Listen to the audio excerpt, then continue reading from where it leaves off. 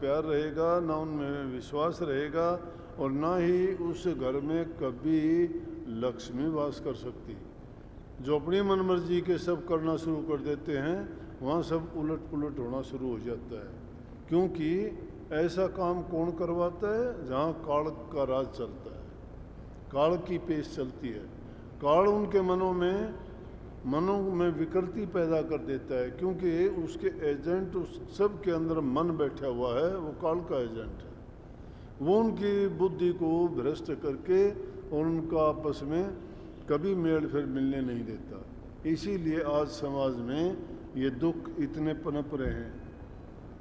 इसीलिए हम देखते हैं संस्कार खत्म होते जा रहे हैं, और उन सब का कारण यही है कि हम एक दूसरे पर यकीन और विश्वास इसलिए नहीं करते कि हम खुद अच्छे संस्कार नहीं ले पाए।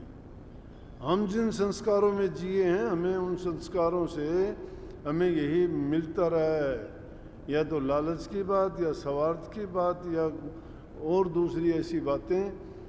वो जो हमारे चारों तरफ का जो वातावरण है, हमें वही सिखाता है।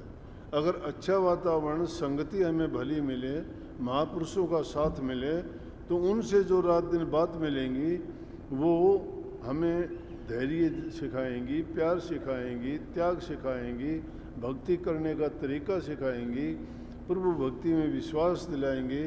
इंसान से प्यार करेगा, वो सच्ची भक्ति है। सेवा सच्ची भक्ति है। लेकिन सेवा कैसी होनी चाहिए? सेवा का स्वरूप कोई समझता ही नहीं है।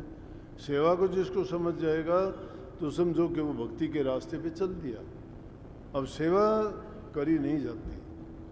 मोटी सेवा तन की सेवा है, हर कोई कर सकता है। आप लोग खूब करते हो, सब समझते हैं, लेकिन बड़ी कठिन बात है। तो भाई ये तो एक दिन में तो मैं भी अगर चाहूँ तुम्हें पढ़ा दूंगा, नहीं पढ़ते। लेकिन एक दिन नहीं, 2 महीने हुए, 9 सत्संग हो लिए, और 9 सत्संगों को तुम गौर से सुन लेना।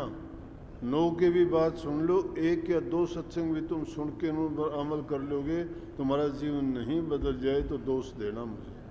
लेकिन जब मानते ही नहीं हो तो ठीक है, मुझे तो आदत है बोलने की। तुम जब नहीं मानते तो मैं तो बार बार कहूँगा, समझाऊँगा, और इन्हीं बातों को तुम्हारे सुधार के लिए, कल्याण के लिए, चाहे मुझे कितनी बार भी क्यों न बोलनी पड़े, बोलूँगा। आपकी मर्जी है, मानोगे तो आपका भला है, ना मानोगे तो जो होगा वो आप जानोगे। सबको आशीर्वाद है, दर्शन होगे। राधा स्वामी।